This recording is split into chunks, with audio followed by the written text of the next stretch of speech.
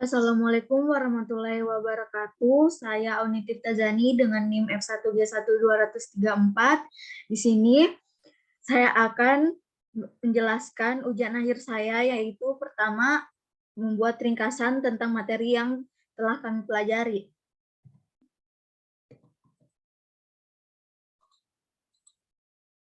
Pertama yaitu UML atau Unified Modeling Language. Definisi UML menurut Widodo, UML adalah bahasa pemodelan standar yang memiliki sintak dan semantik. Menurut Nugroho, UML adalah bahasa pemodelan untuk sistem atau perangkat lunak yang berparadigma atau berorientasi objek. Pemodelan atau modeling sesungguhnya digunakan untuk penyederhanaan permasalahan-permasalahan yang kompleks sedemikian rupa, sehingga lebih mudah dipelajari dan dipahami.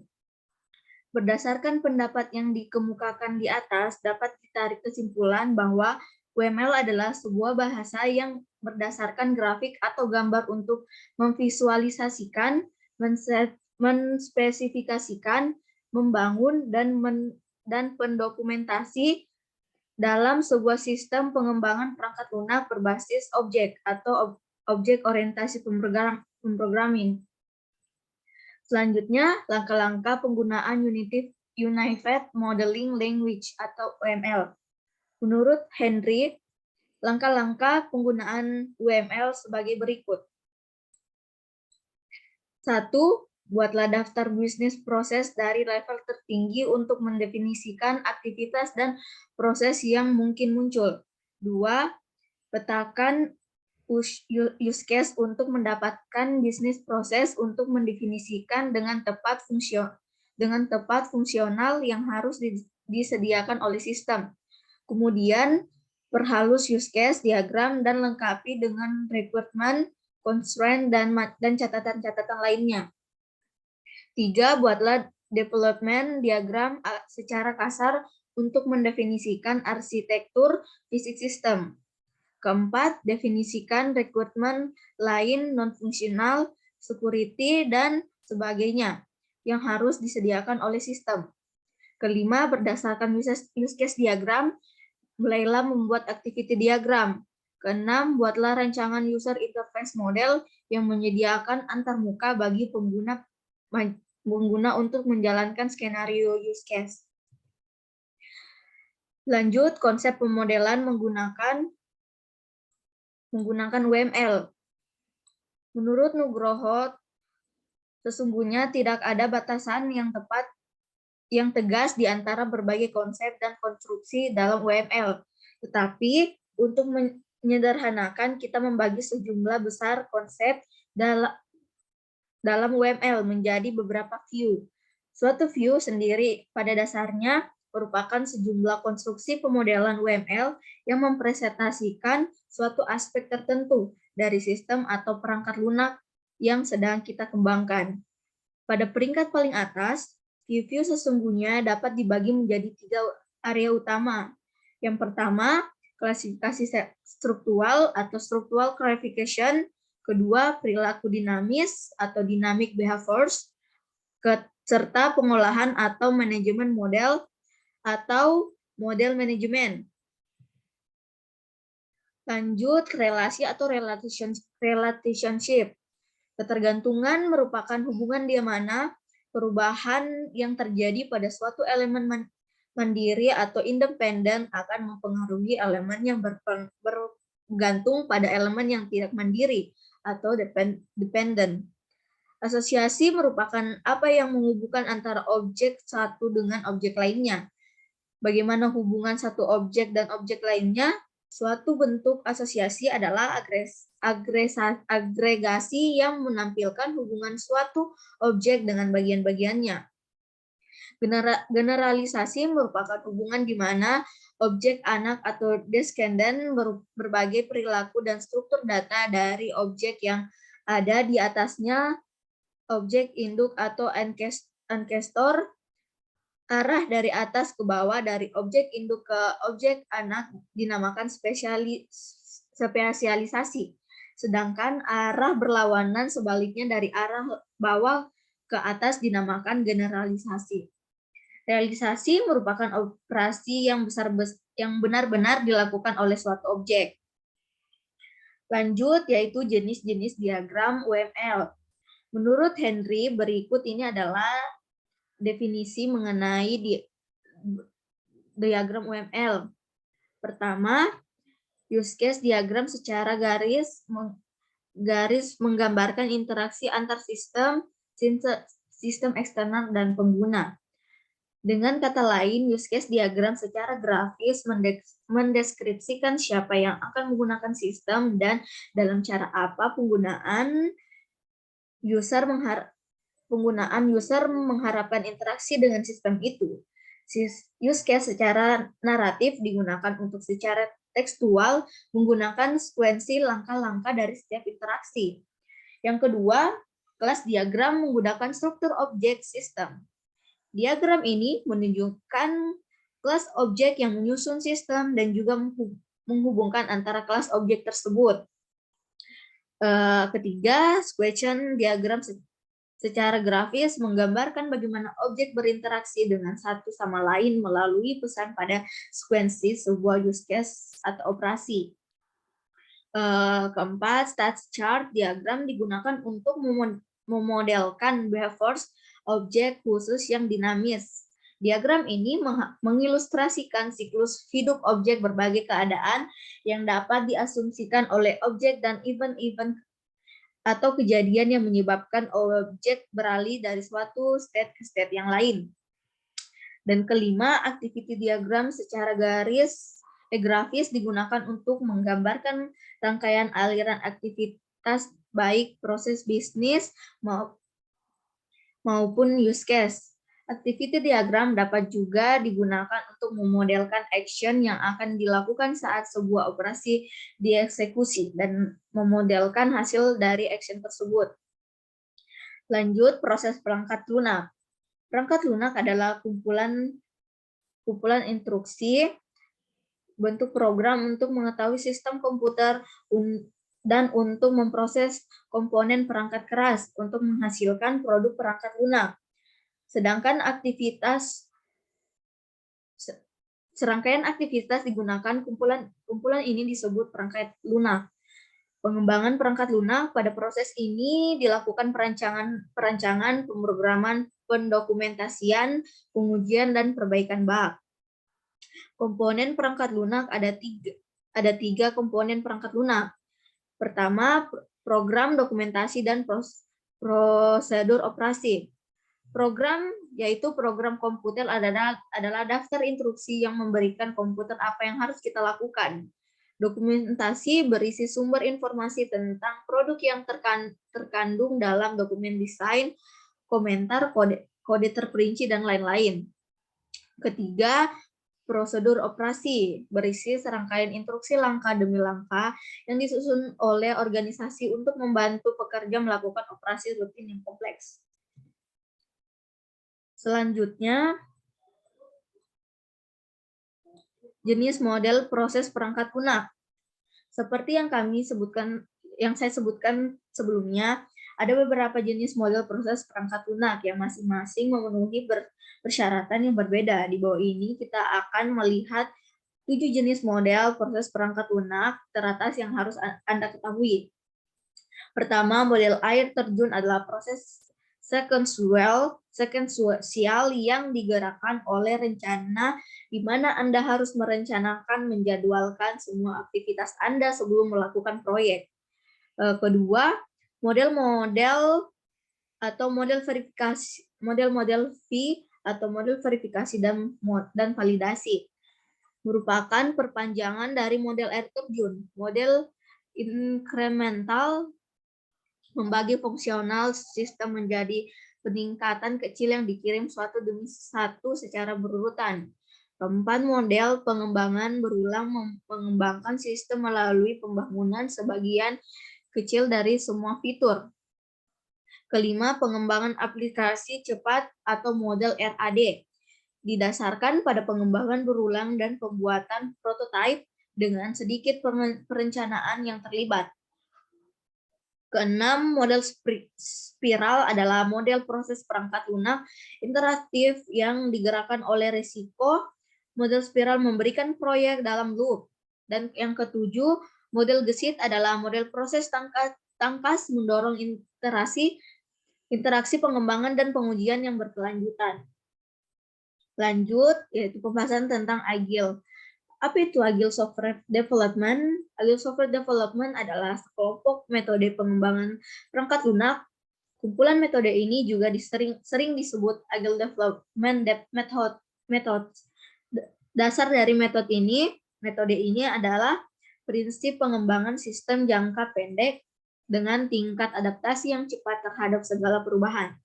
Titik utama dari Agile Software Development adalah kerja sama kelompok. Metode-metode yang tergabung dalam Agile menitik beratkan kolaborasi antar anggota tim Agile. Agile mengacu pada konsep Agile Manifesto yang memulai menjadi tren sejak tahun 1957 lalu. Karena ini adalah kumpulan metode, maka ada banyak metode di dalam Agile. Tidak ada satupun metode yang dianggap lebih baik dibandingkan metode lainnya. Semua metode dapat diterapkan sesuai kebutuhan masing-masing kasus dan perusahaan.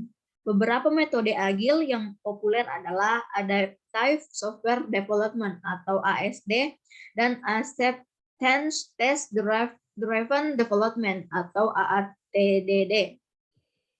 Lanjut, tujuan dan manfaat Agile Software Development. Tujuan tersebut yaitu pertama, high value and working app system, berisi software yang diciptakan berfungsi baik, nilai jualnya yang tinggi, biaya pembuatannya yang rendah. Kedua, interaktif, incremental, evolutionary, berisi pengembangan software terbuka dengan perubahan di mana tim mampu bekerja dengan singkat dalam menambah fitur sesuai kebutuhan konsumen. 3. Cost and control value driver development. Software dikembangkan dengan sesuai kebutuhan pengguna dengan waktu biaya pengembangan yang dikontrol. 4. High quality production. Kualitas software bisa terjaga dengan melakukan tes menyeluruh di setiap interaksinya.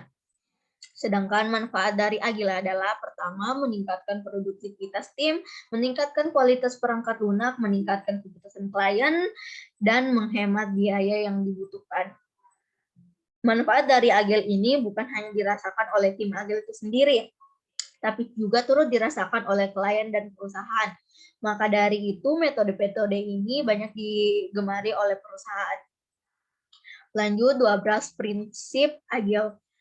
12 prinsip Agile yaitu, pertama, kepuasan klien adalah prioritas utama. Kedua, adaptif dengan perubahan untuk menciptakan keuntungan yang kompetitif bagi klien. Ketiga, menghasilkan perangkat lunak secara rutin dalam jangka waktu yang pendek. Kerjasama tim berlangsung setiap waktu. Kelima, mengembangkan proyek individual yang memotivasi. Keenam, menggunakan komunikasi secara langsung untuk menyampaikan suatu informasi. Ketujuh, perangkat lunak yang bekerja dengan baik adalah tolak ukur kemajuan. Ke-8, pengembangan yang berkelanjutan. 9, proses teknis dan rancangan yang berkelanjutan. 10, memaksimalkan sumber daya yang tersedia. 11, desain kebutuhan dan rancangan terbaik muncul dari anggota tim. 12, refleksi berkala tim untuk menyatukan dan menyelaraskan cara kerja yang efektif dan efisien. 12 prinsip ini wajib dipegang teguh oleh tim yang menerapkan metode Agile. Prinsip-prinsip ini menjadi pegangan utama dalam pelaksanaan pengembangan perangkat lunak oleh tim. Lanjut, materi tentang software requirement specification atau SRS. Pengertian SRS atau dapat diartikan spesifikasi kebutuhan perangkat lunak atau SKPL adalah suatu dokumen yang menjelaskan tentang berbagai kebutuhan yang harus dipenuhi oleh suatu software. Pada dasarnya, SRS adalah suatu dokumen yang menyatakan kebutuhan perangkat lunak sebagai hasil dari proses analisis yang dilakukan dalam konteks pengembangan perangkat lunak. Dokumen ini dibuat oleh development pembuat software. Setelah menggali informasi dari calon pemakai software, pembuatannya pun seharusnya mengikuti standar yang ada dan paling diakui oleh para praktisi rekayasa software di dunia. Oleh karena itu, standar yang akan dibahas di sini adalah standar dari IEEE. Dokumen ini dibuat untuk membantu membuat spesifikasi perangkat lunak yang akan dikembangkan. Isi dari dokumen ini sebagian besar adalah terjemahan dari dokumen IEEE STD 830 sampai 1993. Manfaat SRS itu sendiri ada 6, yaitu pertama, sebagai bentuk perjanjian antar customer dan supplier tentang software yang akan dibuat. Kedua, mengurangi beban dalam proses pengembangan software. Ketiga, sebagai bahan perkiraan biaya dan rencana penjadwalan. Keempat, sebagai dasar validasi dan verifikasi software di ujung penyelesaian produk nantinya. Kelima, memfasilitasi transfer, semisal software tersebut ingin ditransfer ke pengguna atau mesin yang lain. Customer pun terasa mudah jika ingin mentransfer software ke bagian-bagian lain dalam organisasinya. Bahkan jika terjadi penggantian personil developer, proyek dapat mudah ditransfer ke personil baru dengan menggunakan SRS ini. Keenam, mendasari perbaikan produk software di kemudian hari. Jadi, kadang SRS boleh diperbaiki dengan alasan dan mekanisme tertentu serta atas kesepakatan antar customer dan developer.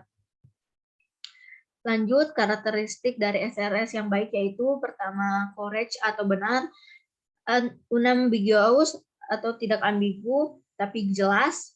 Ketiga, komplit atau lengkap, konsisten atau konsisten, ranked for importance or stability atau prioritas penting dan atau stabilitas.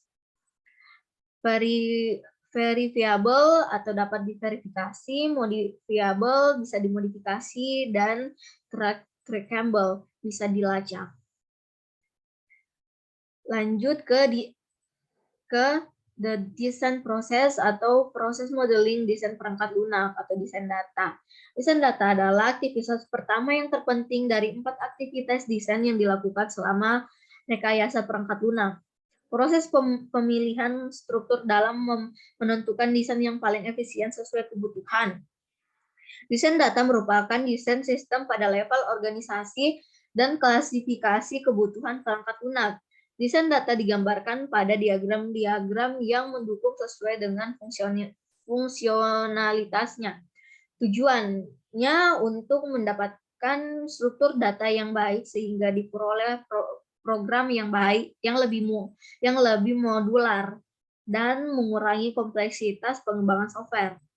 Di sini kita mendefinisikan tentang mengubah objek data yang didefinisikan pada model analisis menjadi struktur data yang ada dalam perangkat lunak.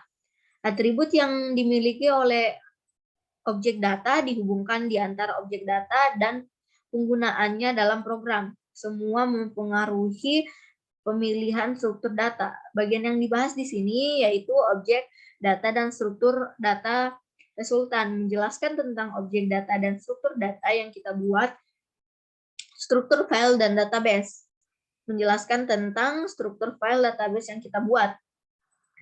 Lanjut, materi user-centered design atau pengertian user-centered, atau biasa disebut UCD, adalah proses desain berulang di mana desainer fokus pada penggunaan dan kebutuhan pengguna di setiap fase proses desain. User-centered design merupakan paradigma baru dalam pengembangan sistem berbasis web dan sering disebut sebagai human-centered design di USD. Tim desain melibatkan user di seluruh proses desain melalui berbagai penelitian dan teknik desain untuk menciptakan produk yang sangat bermanfaat. Proses ini adalah kegiatan yang multidisiplin. User-centered design adalah sebuah metode pengembangan yang menjamin produk, software, atau website yang akan mudah digunakan. Perhatian yang cermat terhadap masalah desain yang berpusat pada pengguna selama tahap awal pengembangan software secara dramatis dan mengurangi waktu dan biaya pengembangan. UCD mengarah ke sistem yang menghasilkan lebih sedikit masalah selama pengembangan dan memiliki biaya perawatan atau maintenance yang lebih rendah selama pemakaiannya. Melalui UCD, sistem lebih mudah dipelajari, menghasilkan kinerja yang cepat, mengurangi kesalahan user secara substansial, dan mendorong user untuk menjelajahi fitur-fitur yang melampaui batas minimum yang diperlukan. Terima kasih untuk materi ringkasan sampai di sini. Saya akan melanjutkan ke soal kedua, yaitu tentang mendesain menggunakan format lesson 3 dan 4. Pertama yaitu kelompok yang saya akan mendesain sini, yaitu aplikasi tentang pemesanan kopi di suatu kafe, yaitu pertama kelompok pengguna Brainstorm. Coffee adalah sebuah tempat yang menyediakan makanan. Coffee shop adalah sebuah tempat yang menyediakan makanan dan minuman, namun utamanya menjual kopi. Umumnya yang disebut coffee shop adalah kedai minuman yang tepatnya didesain menarik dan menyediakan banyak menu kopi. Bentuk dan konsep dari coffee shop biasa berbeda dari wilayah dari satu dengan yang lainnya. Pendekatan kultural masyarakat terhadap kopi dan cara mengonsumsinya adalah hal yang mempengaruhinya. Sebagai contoh, di kota-kota besar, mungkin kan kita akan mendapatkan banyak kedai kopi yang dibentuk untuk melayani Grab atau kopi. Lanjut ke kategori pengguna. Pertama yaitu bapak-bapak, remaja, pekerja kantoran, dan mahasiswa. Pilihan pengguna tertentu yaitu untuk orang yang penyuka kopi atau pencinta kopi. Kebutuhan Brainstorm-nya, keuntungan yang didapat konsumen jika berbelanja online, atau keuntungan aplikasi yang saya buat yang saya desain, yaitu menghemat waktu dalam melakukan transaksi, dan makanan akan dikirim ke alamat konsumen yang tertera dan tepat waktu. Lanjut, yaitu kategori kebutuhannya. Pertama, dibutuhkan oleh orang yang tidak bisa mengunjungi coffee shop pada saat itu tapi ingin meminum kopi. Dan kedua, dibutuhkan oleh orang yang menyukai kopi. Lalu pilihan kebutuhan spesifiknya dibutuhkan oleh orang yang tidak bisa mengunjungi coffee shop tadi sendiri. Solusi curah pendapatan, yaitu aplikasi ini memudahkan konsumen untuk memesan kopi dimanapun dan kapanpun, sehingga konsumen tidak harus mengunjungi langsung tempat coffee shop itu berada. Pro dan kontranya, yaitu pertama, pro-nya, dengan adanya aplikasi ini sangat memudahkan konsumen dengan hanya memesan kopi lewat HP. Minuman atau kopi tersebut langsung bisa diantarkan ke konsumen tanpa harus ke tempat coffee shop tersebut. Kedua, kontranya, dengan memesan lewat aplikasi, harga yang tertera biasanya akan lebih mahal dari harga yang tertera jika membeli langsung ke tempat coffee shop tersebut.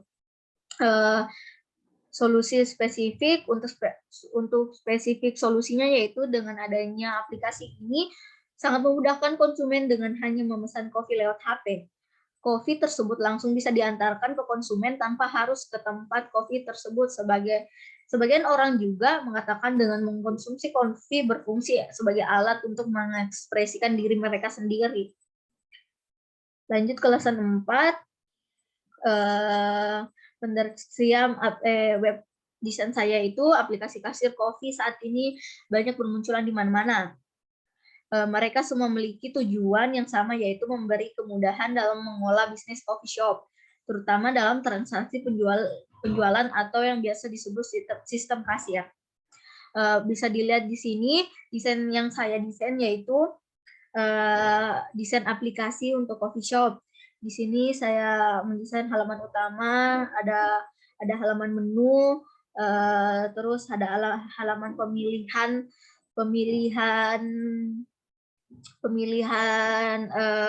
cup size, dan di sini ada dijelaskan kopi tersebut dibuat dari apa, bahan-bahannya, dan berasal dari mana.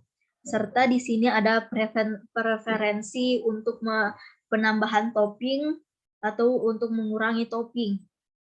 Dan halaman berikutnya yaitu untuk memasukkan alamat, tempat memasukkan alamat, dan jam berapa akan diantarkan ke alamat yang dituju. Di sini ada konfirmasi pesanan, di situ akan tertera apa yang akan kita pesan pada aplikasi tersebut, serta alamat dan jam yang akan diantar ke customer. Dan halaman terakhir yaitu seperti struk pembayaran. Di situ akan berisi total harga dari pembelian kita dan jam pengantaran. Langsung lanjut. Saya akan menjawab beberapa pertanyaan yang disediakan pada lesson 4. Yang pertama, siapa pengguna Anda atau spesifikasi yang perlu Anda diidentifikasi? Yang pertama, kaum remaja, pekerja kantoran, mahasiswa, dan bapak-bapak. Apa saja fitur produk yang Anda rancang? Pertama, menu beserta harga, menu halaman juga, pilihan cup size, pilihan topping, alamat, dan waktu pengambilan produk. Lanjut, bagaimana fitur ini memenuhi kebutuhan pengguna Anda? Pertama, konsumen dapat melihat menu di fitur menu beserta harga yang tertera. Kedua, konsumen dapat memilih pilihan cup size yang tersedia. Ketiga, konsumen dapat memilih berbagai macam topping yang tersedia di menu. Keempat, konsumen dapat menentukan alamat serta kapan waktu pengambilannya. Apa saja fitur yang mungkin Anda sukai untuk diri Anda sendiri tapi tidak memutuskan untuk tidak disertakan untuk pengguna? Fitur pembayaran online menggunakan transfer seperti OVO, Shopify, Dana, dan lain-lain. Ini sangat dibutuhkan, namun saya tidak memasukkannya karena menurut saya kebanyakan kalangan pencinta kopi ini lebih menyukai pembayaran cash dikarenakan harga minuman yang sangat minim, yang sangat masih standar, yang lebih dimudahkan tuh pembayaran cash. Kalau umpamanya pembayaran via transfer sebenarnya bisa, tapi untuk ke kurir, tidak untuk dari aplikasi langsung dari customer ke aplikasi. Tidak bisa, tapi kalau untuk dari customer ke kurir mungkin bisa. Lanjut, apa salah satu fitur yang mungkin tidak Anda sukai tetapi Anda sertakan karena memenuhi kebutuhan pengguna Anda? Menurut saya tidak ada fitur yang saya tidak sukai, karena menurut saya fitur yang saya sediakan sudah sangat mencukupi untuk desain saya. Lanjut, yang soal berikutnya itu pembuatan use case diagram. Pembuatan use case diagram di sini yaitu bisa dilihat pelanggan memilih menu pada aplikasi. Nanti akan memunculkan data menu yang akan dikelola oleh barista. Pelanggan juga melakukan pembayaran, dan di sini melakukan pembayaran yang bisa dilihat oleh barista, dan barista membuatkan struk pembayaran untuk pelanggan. Barista juga membuatkan pesanan yang telah pelanggan pesan. Di situ bisa dilihat data pelanggan dan data pesanan. Barista juga akan melakukan pengemasan dan pengiriman pesanan ke kurir. Lalu kurir akan mengirimkan pesanan ke pelanggan atau customer. Dan barista juga akan memberikan pemberian laporan kepada owner atau pemilik kafe tersebut. Dan yang terakhir yaitu activity diagram. Di sini ada empat yaitu pelanggan, sistem aplikasi toko, barista, dan kurir. Pertama itu yang kita harus login akun atau untuk memasukkan akun kita pada aplikasi tersebut. Di situ jika sudah melakukan login akan menampilkan menu. Menu itu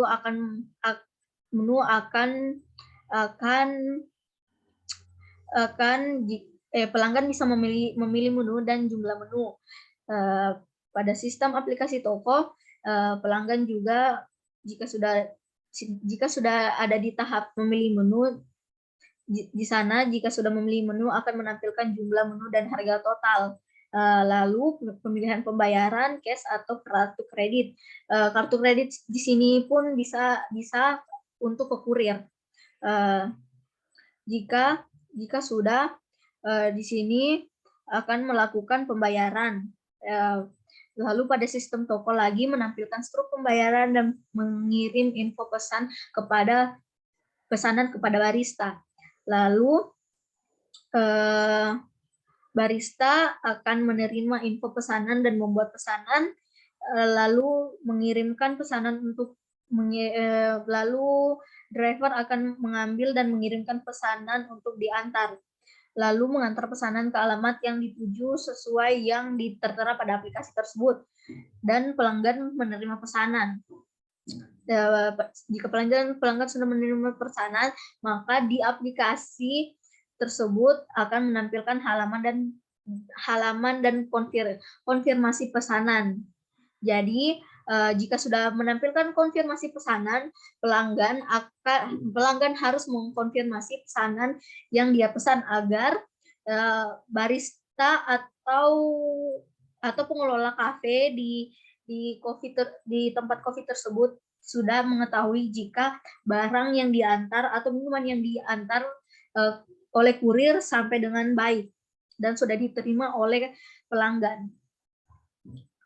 Oke, demikian penjelasan saya tentang ujian akhir Ekaisa Perangkat Lunak kali ini. Kurang dan lebihnya mohon dimaafkan. Wabillahi taufiq wal hidayah. Wassalamualaikum warahmatullahi wabarakatuh.